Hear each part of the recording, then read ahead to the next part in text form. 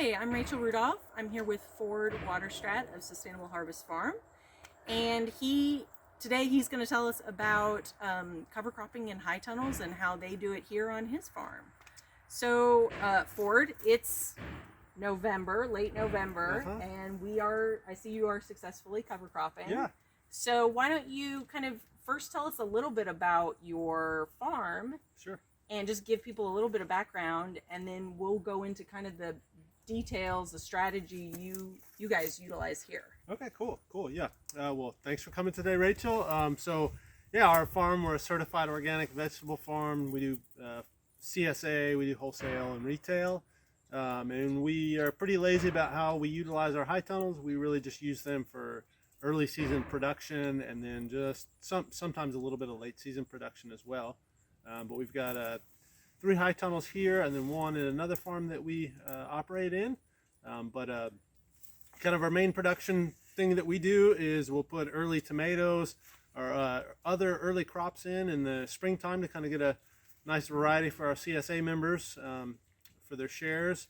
And then once that crop, typically tomatoes, is done, we pretty aggressively, as soon as we can, tomatoes done or whatever crop it is, we'll pull it out. And so cover crop, usually it's a summer cover crop, and we'll raise that summer cover crop just like we would in the field to help nourish the soil. And then if we do decide to put in a late season crop, then we'll mow that cover crop down and usually try to get it to break down enough to where we can plant a late crop into that same tunnel. But some tunnels we don't. We'll just grow the tomato crop, and then we'll do the summer cover crop, and then we'll let that summer cover crop winter kill, and then we will sow a cover crop for the winter. Usually something that will break down pretty easy in the spring. Like in here we've got mustard and annual rye and some clover. Another tunnel over there, it's similar, and then we've got 1 tunnel that's just Sudan grass that winter kill that we haven't got around to do anything else with. But yeah. So, okay, so you had a fall, basically a late summer fall tomato crop in here, and then you pulled that out when that had run its course. And what was the seeding date on your cover crop that you've got in here? Oh, this mix. The seeding date, October? Yeah, I'd say sometime early October. Early October. Okay. Yeah. And the soil's pretty sandy here. We were talking about that earlier. So, do you think that helps? Do you have better stand in this tunnel compared to the tunnels with the heavier soil, or you haven't noticed a difference? Yeah, this tunnel here is where it does dry out quicker, especially in the spring. It seems like things do grow a little more quickly. The soil warms up more quickly, and it's easier to work when it's just dries out more quickly, so the soil's easy to work with.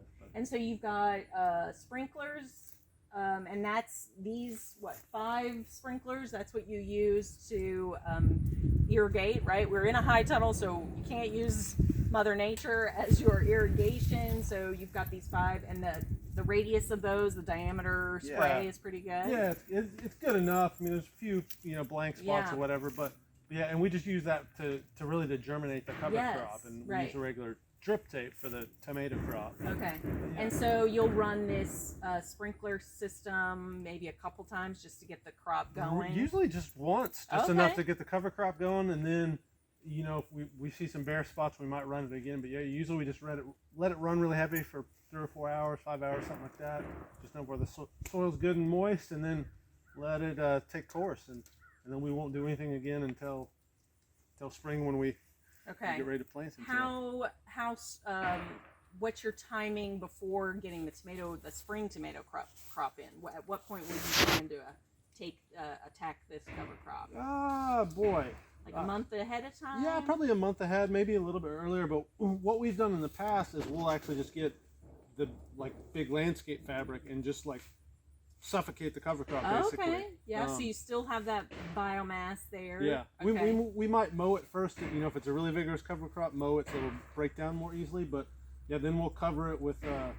If it has been a vigorous cover crop and we're worried about being too much, we might actually rake it out or just mow it a whole bunch so it's really fine.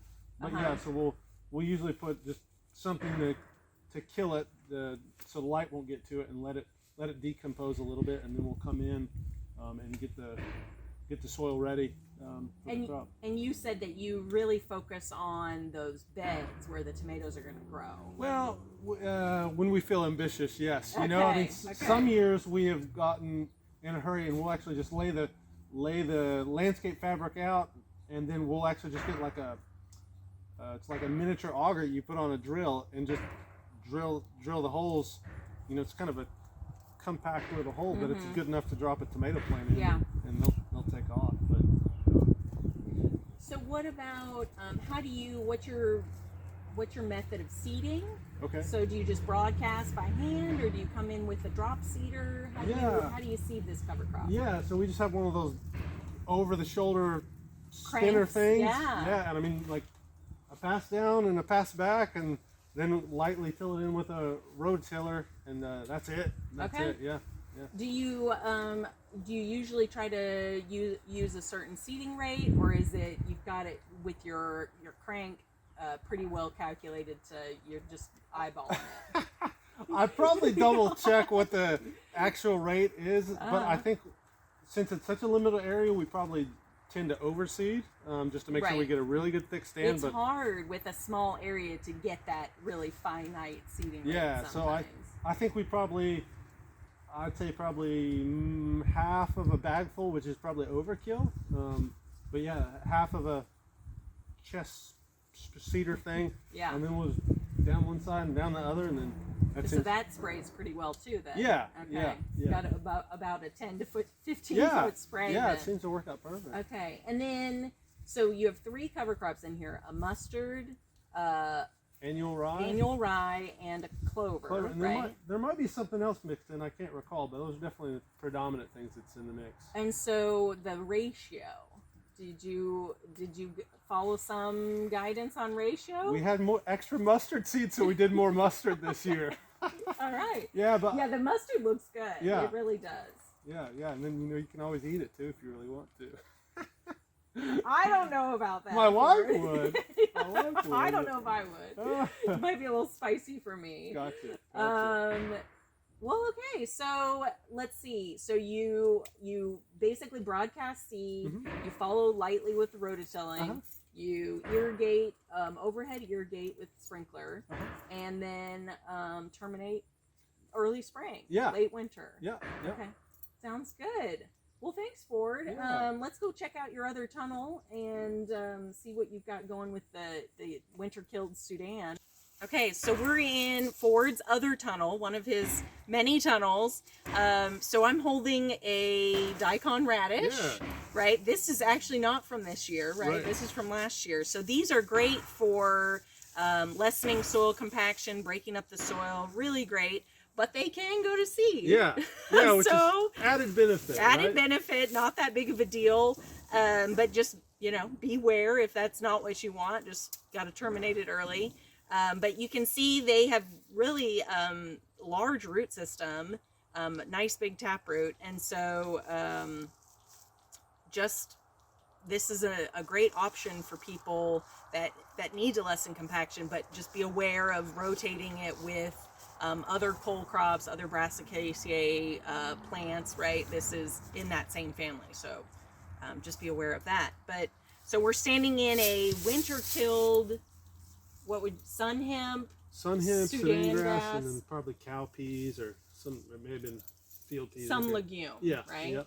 So what was the strategy here? You had your spring tomato that terminated early? Yeah, probably mid-June or something like that. Okay. Then as soon as we pulled the tomato plants out, we probably came in through with a walk behind tiller just to loosen the soil, mainly the walk rows up.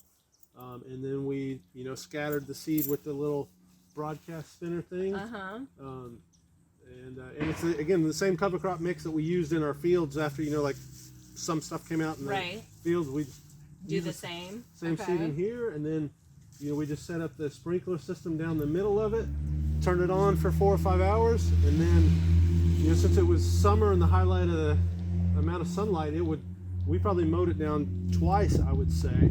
Yeah, both Sudan grass and sun hemp really can put on the biomass, right? Yeah, and that's what we were after, Yes. Then we probably mowed it, the last time maybe September or something like that, and then no, we probably killed it. I can't remember when we killed it, but yeah, you can tell that we've mowed over it one more time after it frost killed, just to kind of help it. Yeah, so these are very warm season cover crops. Yep. They are not frost tolerant at all. So Right. they may have been killed, if you'd kept the tunnel open, they may have frost killed on their own without the mower, right? Yeah. But you were also trying to manage the biomass Yeah. situation. In So some years, we even if we are thinking well enough, we'll actually lower the tunnel to keep the cover crop going even longer. Right. But for whatever reason, we didn't. But yeah.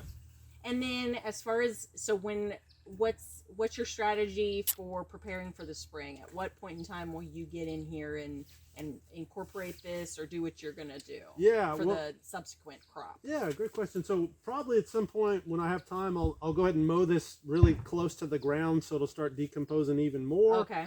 And so where this winter kill, I could go ahead and incorporate into the ground now. I probably won't, just there's too many other things to do. But yeah, so springtime, maybe probably a month, like we do with the other ones, a month before we're going to plant into it. We'll either till it in strips where we plan to put the tomatoes, or we'll just lightly till the whole thing.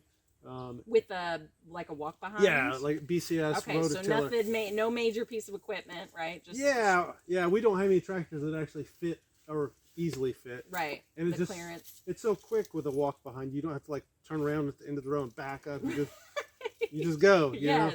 So your walk behind is sturdy enough to tackle this biomass. Yeah. Just so people know. Yeah. They don't need a major piece of equipment to. Yeah, I mean, we bought a 1970s BCS for $800 or something like that. And we've had it for 10 or 12 years, and it still works great. Yeah. Okay. Yeah.